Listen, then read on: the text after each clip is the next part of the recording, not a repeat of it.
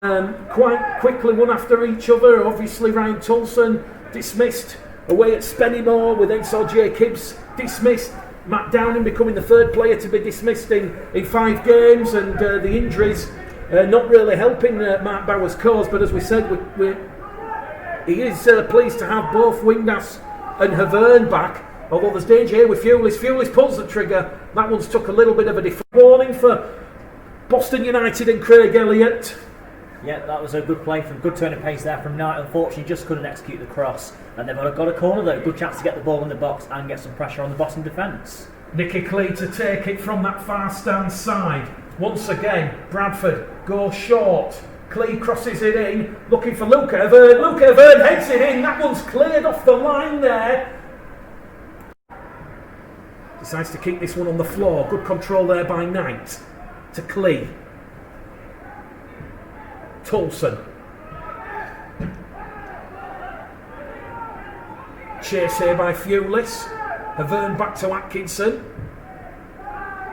Atkinson, the former England junior. Didn't quite clear that one, and he will have to that's a bit of a mistimed pass there from Bird.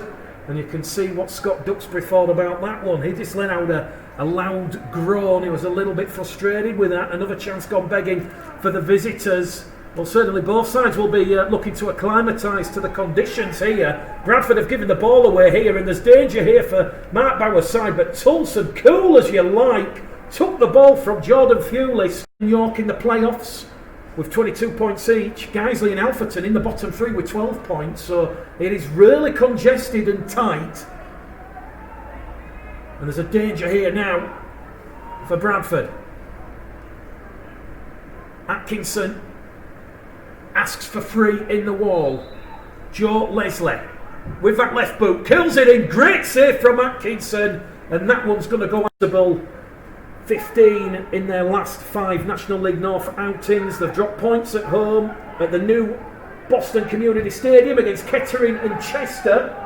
But as we said, in the last 5 games, they've scored 9 and only conceded 2. And here goes Fulis now, pushed wide by Havern and Tolson. And Tolson's enjoying a tussle there with Fulis. Fulis crosses it in, and that header has just gone wide. The danger signs there.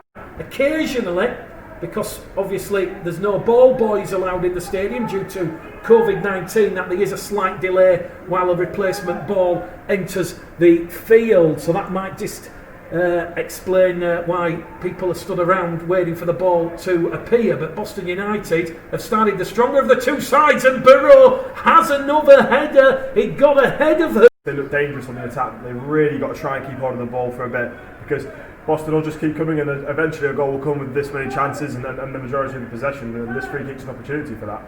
Well, you'd expect Leslie to potentially take this. Leslie will leave it, shot goes in, chance goes wide there. Very much the ball, Bradford, they're going to struggle anyway, so they need to try and keep hold of the ball, create their own opportunities rather than relying solely on counter-attack play. If they feel like they can, but here they come on their own attack. Nicky Clee found Lewis Knight there. Great play from Knight back to Clee. Clee returns it back to Knight. Knight looks to cross it in. Danger here. Back post there. Probing was Brad Doherty. Just a little bit too much. Last time out for Bradford, that 3-0 defeat away at Curzon Ashton. That was only the second time this season, other than the game here at home against Southport, that Mark Bauer side have failed to find the back of the net. 24 goals in all competitions, and here's danger as Rollins crosses it in. Danger here for Atkinson. It's a fine save. Have they got the ball past the line? No, they haven't. Have gone forward. Boston have been keen to pick them on the counter, and Curtis came close to working a couple of times, but again, Bradford, to be fair, are defending well in this half. Atkinson's been relatively untroubled so far, which is an improvement on the first half. Paul Green just plays it back. Duxbury still going. Chance for Green and Atkinson. Atkinson butterfingers. Was they're awarded a free kick just inside their own half here. Booty just looking at his options here.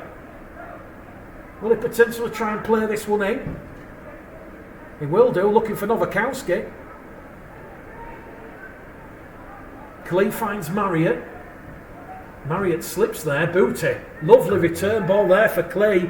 Clee plays it through. Chance for Nowakowski. And that was a great, real good awareness there from Pierce Bird. He had to slide in, blocks that shot from Nowakowski.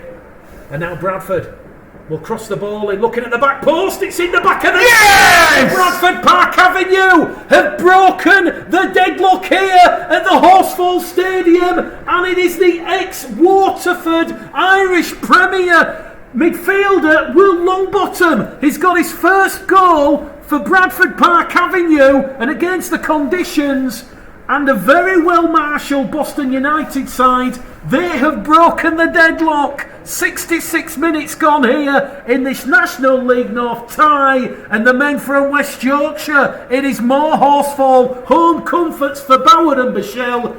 Will Longbottom has given the lead. Yes, what I mentioned in this half, how maybe the crosses can work in the conditions in Bradford's favour. A corner into the box and it just went everywhere, and in the end it ends up in the back of the net. What a break for Bradford. They survived all that first off pressure and now they've taken the lead. Mark Bauer will be delighted with that.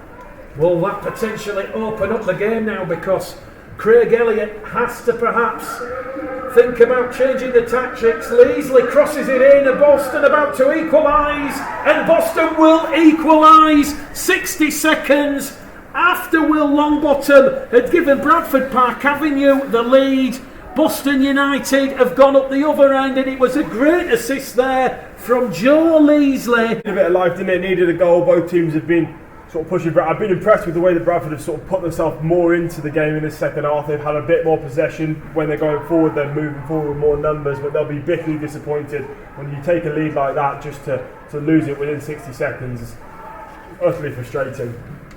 Well, is this going to be a mirror image of what happened against York City, when all of a sudden Rawlins crosses it in, looking for Fulis, Burrow coming late, and Burrow heads it off of the evening for the men from Lincolnshire. Yeah, they're building up quite a bit of pressure now, because I think Bradford have realised that they've left open spaces, so we're reverting back to that way of sitting behind the ball, and it's going to be an interesting last 20 minutes. Well, certainly a lot of pressure here in that 18-yard box, and a chance has gone begging there for Boston United. That was Leasley, thought about taking the quick throw, decides to leave it, and it'll be taken there by Scott Duxbury instead. About 20 metres up from where it should have been taken. Off the head there, danger here because Fulis. A lot of pace here. Fulis beats one, beats two. Fulis thinks about pulling the trigger. Atkinson, a fantastic save there with the right foot. Also preside over this free kick. A very dangerous position here for the Pilgrims. Well, it shows how dangerous that Fulis has been. He's causing all sorts of problems. Nowakowski's got to try and grab hold of him and stop him there. They might be a bit frustrated he got the free kick in the end, actually. It looked as if he could have been in. Is this going to be a turning point? Van Odge just goes to the left-hand side of... Will it be Boston or Bradford who get all 3 points here? Wingdastin well. Plays it wide there. Nowakowski will clear it, and here's a chance for Lewis Knight. Lewis Knight with his space, and he's just 18 yards out, takes it wide, plays it ahead of himself there, trying to do the hard work.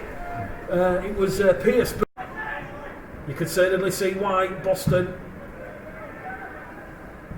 have the meanest defence. Real workmanlike performance in difficult conditions. Ollis Johnson to Clee. Lewis Knight now just pulls it wide. Bit of frustration there from Lewis Knight. Do you know what? I think that comes as a result of the Elements here and get this one into the box, which he does. It's just going to fall up short. Danger here. Di Maio had a half chance. Bradford looked to counter again with Longbottom.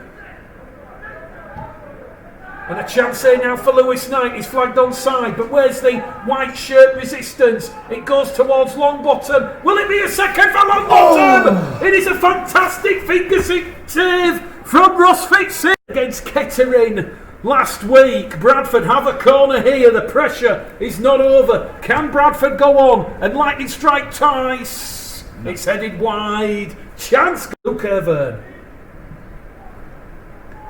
He was looking out wide there for Nicky Clee.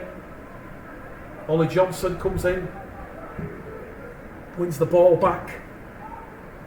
It's looking like this stalemate. This could be it, but see what Bradford have got here. There's a late chance here because Lewis Knight once again is onside. Longbottom calls for it. Marriott has a chance. Johnson's missed it. Everybody has. Who's a late winner here? Nicky Clee, still Nicky Clee towards Longbottom. Is it Longbottom? No, it's Knight. Knight has a shot straight there at Fitzsimmons.